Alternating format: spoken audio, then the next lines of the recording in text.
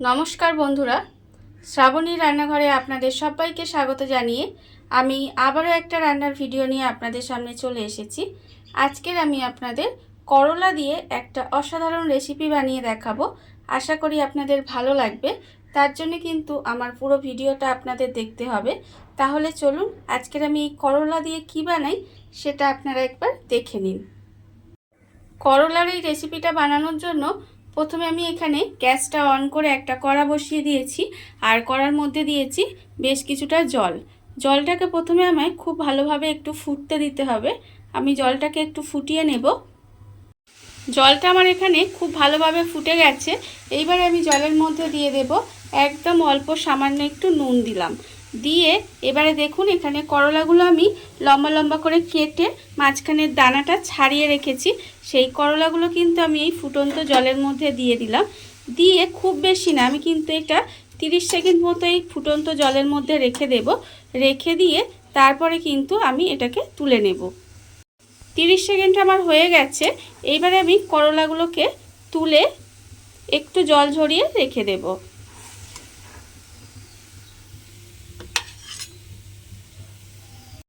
করলাগুলো আমি এখানে জল ঝরিয়ে রেখে দিয়েছি। এইবার আমি একটা ব্যাটার বানিয়ে নেব। তার জন্য কিন্তু আমি এখানে রেখেছি 4 চামচ বেসন। এবার আমি এর মধ্যে দিয়ে দেব 2 চামচ চালের গুঁড়ো। ঠিক যতটা বেসন নেবেন তার কিন্তু অর্ধেকটা চালের গুঁড়ি দিতে হবে। দিলে এটা কিন্তু একটু মুচমুচে হবে। এবার আমি এর মধ্যে দিয়ে দেব আন্দাজ মতো অল্প একটু নুন। এবার আমি এর মধ্যে দেব দেখুন হাফ চামচ হলুদের গুঁড়ো, হাফ চামচ লঙ্কার গুঁড়ো আর অল্প সামান্য একটু হিং আর একটু খাবার সোডা, অল্প একটু খাবার সোডা দিয়ে সমস্ত কিছু এই গুঁড়ো মশলাগুলো খুব ভালোভাবে বেসন আর চালের গুঁড়ির মধ্যে প্রথমে মিশিয়ে নিতে হবে। শুকনো উপকরণগুলো আমি এখানে খুব ভালোভাবে মিশিয়ে নিয়েছি। এইবার আমি এর মধ্যে দিয়ে দেব জল, অল্প অল্প জল দেব। দিয়ে একটা ঘন ব্যাটার তৈরি করে নিতে হবে। একেবারে পাতলা যে ব্যাটারটা হবে তা কিন্তু নয়, একটু ঘন মতো ব্যাটারটা আমি এখানে রেডি করে নেব। আর অল্প অল্প জল দিয়ে এইভাবেই কিন্তু রেডি করতে হবে, নাহলে একেবারে যদি অনেকটা জল পড়ে যায় তাহলে কিন্তু ব্যাটারটা পাতলা হয়ে যাবে। তখন কিন্তু এই করলার গায়ে আর ব্যাটারটা লাগবে না। সেই জন্য একটু অল্প অল্প জল দিতে হবে আর খুব ভালোভাবে ব্যাটারটা রেডি করে নিতে হবে। ব্যাটারটা আমার এখানে রেডি হয়ে গেছে। দেখুন ব্যাটারটা আমার ঠিক কীরকম আমি বানিয়েছি, এরকম কিন্তু ঘনত্ব হবে ব্যাটারটার। দেখুন একদম কিন্তু পাতলা হয়নি, একটু ঘন ঘন কিন্তু হয়েছে। এরকমই বানিয়ে নিতে হবে। আর এই রান্নাটা আপনারা করলা দিয়ে করার চেষ্টা করবেন, তাহলে দেখবেন দেখতে কিন্তু সুন্দর লাগে। এবারে আমি এই ব্যাটারটার মধ্যে দিয়ে দেব একটু গরম তেল। যে কোনো পকোড়া ভাজার সময় আপনারা যদি এই 1 চামচ মতো ব্যাটারের মধ্যে গরম তেল দিয়ে দেন না, দেখবেন এটা কিন্তু আরও অনেক মুচমুচে হবে আর অনেকক্ষণ কিন্তু মুচমুচে থাকবে। এবার এই তেলটা খুব ভালোভাবে ব্যাটারের মধ্যে মিশিয়ে নেব। তেলটা আমি খুব ভালোভাবে মিশিয়ে নিয়েছি। এইবারে আমি এই একটা একটা করলা ব্যাটারের মধ্যে এইভাবে সুন্দর করে চোবাবো, চুবিয়ে তেলের মধ্যে দিয়ে দেব। আর তেলটা কিন্তু আমি আগেই গ্যাসটা অন করে কড়া বসিয়ে দিয়েছি, তার মধ্যে দিয়েছি সাদা তেল। সাদা তেলটা কিন্তু আমার গরম হয়েও গেছে, আমি আগেই ব্যাটারে সাদা তেল দিয়েছি। এইবারে এই করলাটা এইভাবে খুব সুন্দরভাবে মাখিয়ে নিয়ে তারপরে কিন্তু এইভাবে তেলের মধ্যে দিয়ে দেব।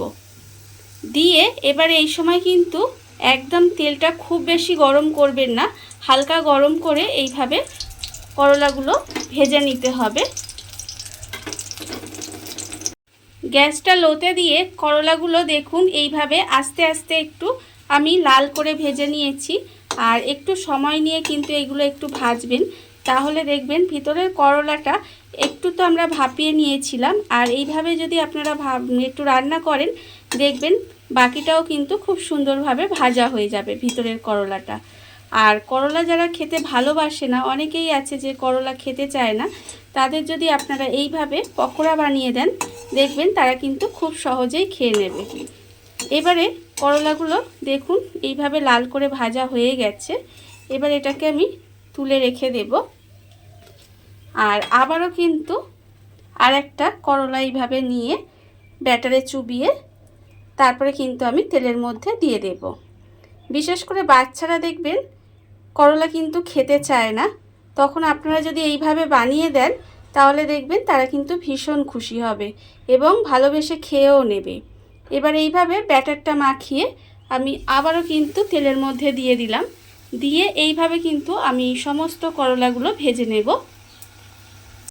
দেখুন বন্ধুরা, বাড়িতে থাকা কত অল্প উপকরণে কত অল্প সময় কত সুন্দর কিন্তু করলার রেসিপিটা তৈরি হয়ে গেছে, আপনারা দেখতেই পেলেন।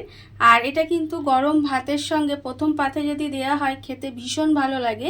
আর যারা তেতো খেতে ভালোবাসে তারা কিন্তু শুধু মুখেই এগুলো খেয়ে নিতে পারে, এত সুন্দর খেতে হয়। আর আমার এই ভিডিওটা আপনাদের যদি ভালো লেগে থাকে, আপনারা যদি ফেসবুক থেকে দেখে থাকেন পেজটি ফলো করে দেওয়ার অনুরোধ রইল। আর যদি ইউটিউব থেকে দেখে থাকেন চ্যানেলটি সাবস্ক্রাইব করে নেওয়ার অনুরোধ রইল। তাহলে চলুন ভিডিওটা আমি এখানেই শেষ করছি। আপনারা সবাই ভালো থাকবেন, সুস্থ থাকবেন। আবারও হাজির হব নতুন কোনো রান্না নিয়ে।